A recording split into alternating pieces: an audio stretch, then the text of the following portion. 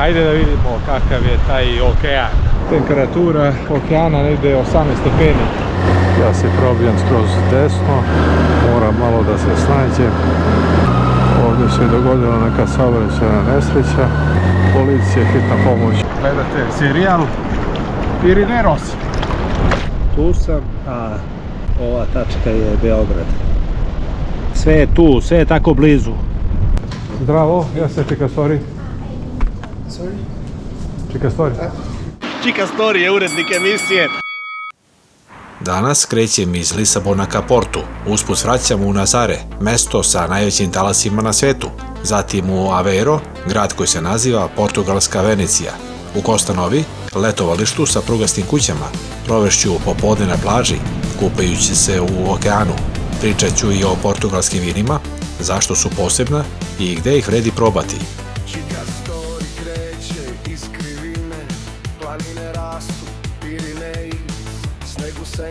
I to nije sve. Saznaćete koji je portugalski grad proglašen za UNESCO grad književnosti, zašto su baš u Nazareu najveći talasi na planeti i koliki je svetski rekord po visini talasa. Otkrivam i otkud Portugalu njegova Venecija, a na licu mesta proveravam da li u okeanu ima ikula i koliko je zaista bezbedno kupanje u Costa Novi. Krećemo. Dobro jutro, dobri ljudi. Napuštam Lisabon i odlazim za Porto. 2 dana sam proveo u glavnom gradu Portugala. Vreme je da nastavim dalje. Danas odlazim na sever ove države. Vreme je za napuštanje Lisabona. Dolazim do motora koji je u pozemnoj garaži. Pakujem se, izlazim i odlazim za Porto.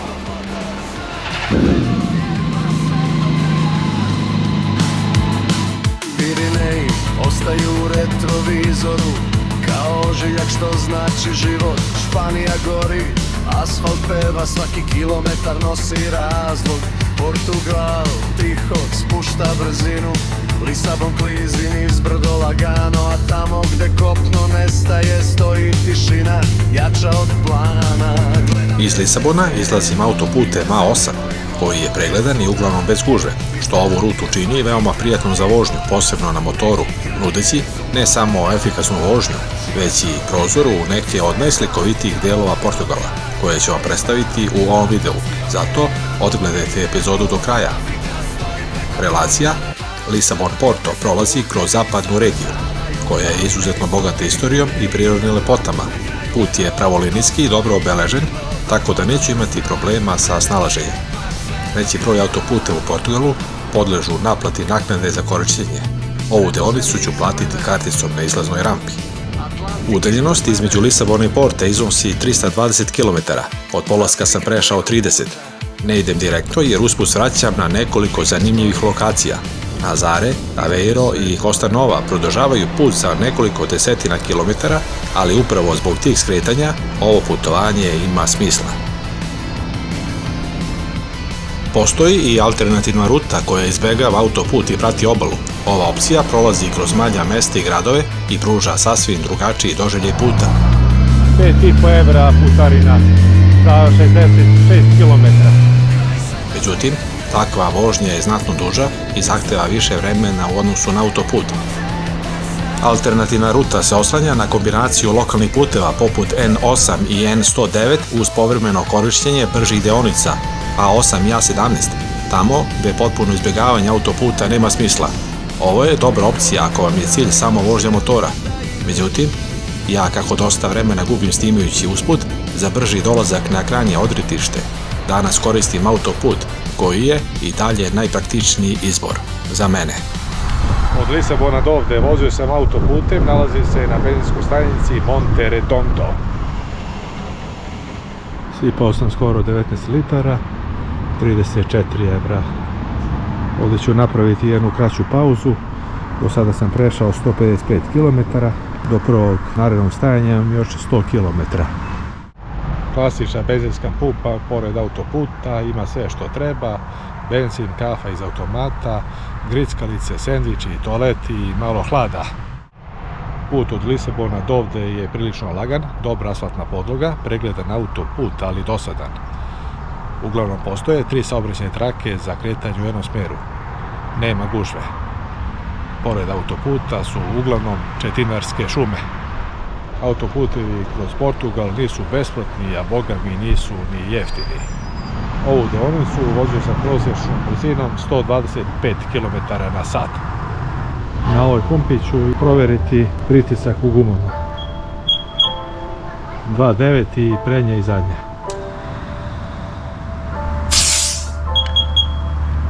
Ova prednja je bila dobra, 2.9. Mada na instrumentabli pokazuje 2.7.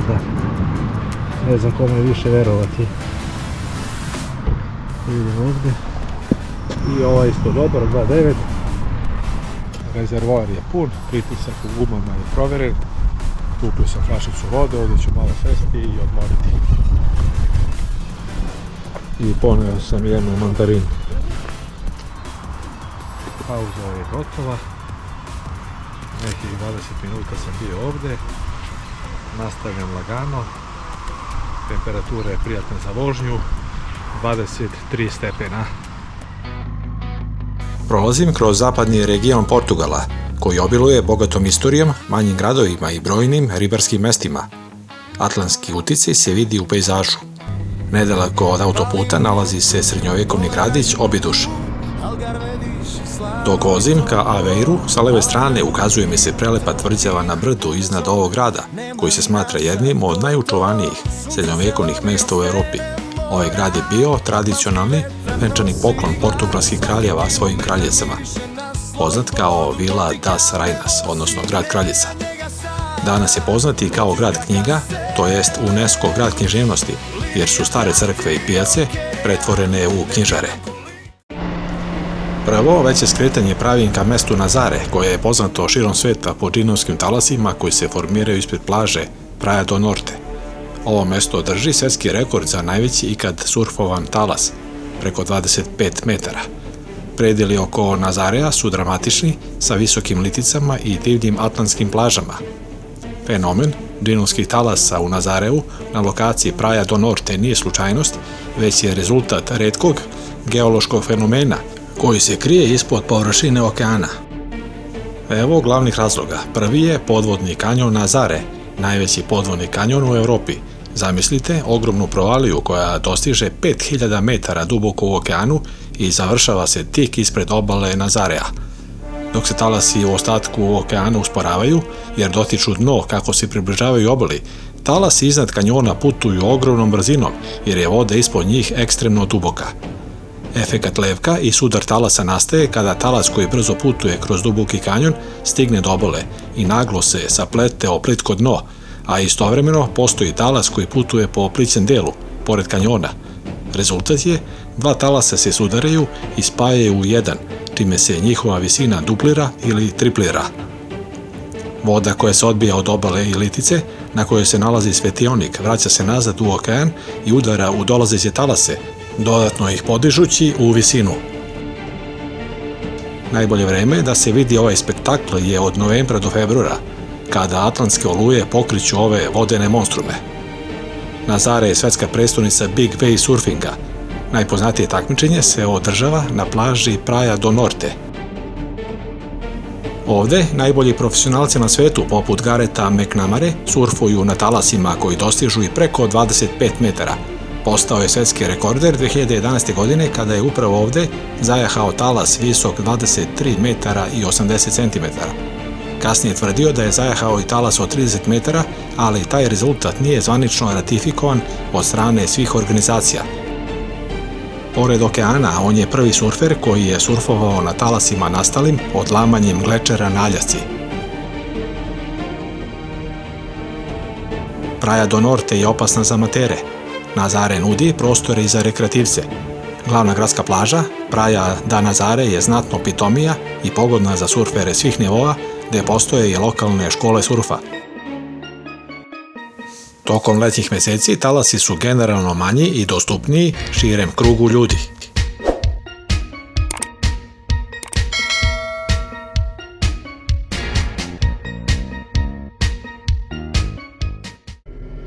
Svetionik u Nazareu, poznati kao Farol da Nazare, nalazi se unutar tvrđave Forte de São Miguel Arcanjo, na samom rtu iznad čuvene plaže Praia do Norte. Evo zanimljivih činjenica.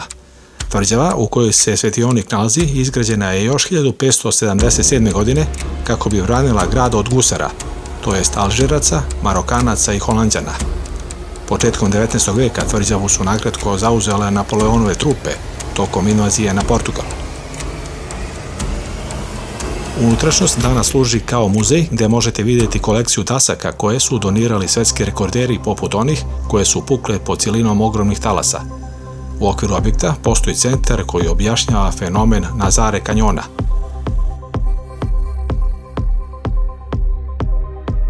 Sam svetionik je visok samo 8 metara, ali se nalazi na litici, tako da mu je fokusna tačka na 50 metara nadmorske visine. To je glavno mesto odakle hiljade ljudi posmatra surfere tokom takmičenja. More na par koraka, motor parkiran pored šatora i mir koji se nalazi čak i u sezoni. Par minuta do Trogira, a ovde samo more, hlad i lagani dalmatinski ritam. Ako putujete obalom i tražite dobru bazu, kamp Seget je pravo mesto. Najbolji direktni pogled na plažu Praia do Norte i svetionik je preko sajta www.nazarewaves.com. To je glavni portal sa više uglova kamere, od kojih su najbitniji panoramski i krupni plan na zonu udara. Ako na kamerama vidite da je okean danas relativno miran, nemojte da vas to zavara. U Nazareu se situacija može promijeniti za samo nekoliko sati zbog podvodnog kanjona koji ispali talas čim se pojača vetar na pučini. Skoro svi rekordi za najveće zajahane talase postavljeni su upravo ovde na plaži Praia do Norte. Trenutni zvanični Guinnessov svetski rekord drži Nemac Sebastian Steinleitner sa talasom od 26,21 metar iz 2020. godine. Na ovim talasima surferi dostižu brzine i do 80 km/h. Zbog ogromne brzine i mase vode, surferi ne mogu sami da izađu u talas veslajući, već ih jet skiji moraju doslovno ubaciti u talas, tehnika poznata kao tow-in.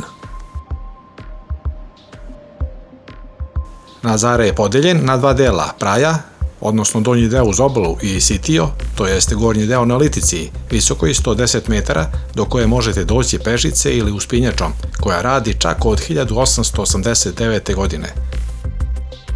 Cene smeštaja variraju u zavisnosti od toga da li tražite luksus sa pogledom na svetionik ili povoljniji apartman u gradu. Prosječna cena za dvokrevetnu hotelsku sobu je 100 evra po noći. Ako planirate da ostanete cijel mesec tokom zime, apartmani se rentiraju za 900 evra mesečno. Smeštaj u sezoni talasa, koja traje od novembra do marta, brzo se popunjava čim se pojavi veliki nalet talasa, pa je najbolje tražiti opcije sa fleksibilnim otkazivanjem. Pre nego što krenem dalje na put, da vam ispričam nešto o portugalskim vinima koja su izuzetno raznolika i poznata po korišćenju autohtonih sorti grožđa i regijama svetske klase. Regija Obidoš je najbliže vinsko područje Nazareu. Zbog blizine okeana i stalnog vetra, vina su ovde sveža i mineralna. Vino Verde je najpopularnije belo vino, poznato po svojoj lakoći, osvežavajućoj kiselosti i blagoj gaziranosti. Na pitanje šta probati, preporučujem bih odlična penušava vina Espumante i bela vina od sorte Fernão Pires. Moja preporuka za vinariju je vinarija Quinta do Gradil, jedna od najstarijih u regiji koja nudi fantastične ture i degustacije uz lokalni sir. Portugalska vina su se više puta našla na prvom mestu liste 100 najboljih na svetu. Portugal se smatra brojem 1 u svetu po onome što dobijete za cenu, jer vino od 15 evra često parira francuskim vinima koja koštaju duplo više. Iako po količini ne mogu da pariraju gigantima poput Italije, Francuske i Španije, snaga Portugala je u originalnosti. Imaju preko 250 autohtonih sorti koje ne postoje nigde drugde. Zanimljivo je da je Portugal broj 1 u svetu po potrošnji vina po glavi stanovnika, oko 67 litara godišnje, što znači da je konkurencija na domaćem tržištu ogromna, a to tera vinarije da održavaju vrhunski kvalitet. Ovo je bio samo deo puta, u nastavku vas vodim u Aveiro, grad kanala koji nazivaju portugalskom Venicijom, zatim na atlantsko letovalište Costa Nova i na kraju u Porto, grad vina, mostova i istorije. Sve to gledate u sljedećoj epizodi. Ako želite da razumete cijelu priču ovog putovanja, vratite se i pogledajte i ostale epizode iz serijala Pirineros. Svaka epizoda je deo iste rute i bez njih slika nije potpuna. Ako vam je ovaj video držao pažnju do kraja, kliknite like, pretplatite se na kanal i uključite notifikacije. Tako ćete odmah znati kada krene sljedeća etapa puta. Put se ne prekida ovdje, samo pravim kratku pauzu. To bi bilo sve za danas. Hvala na pažnji i svako dobro.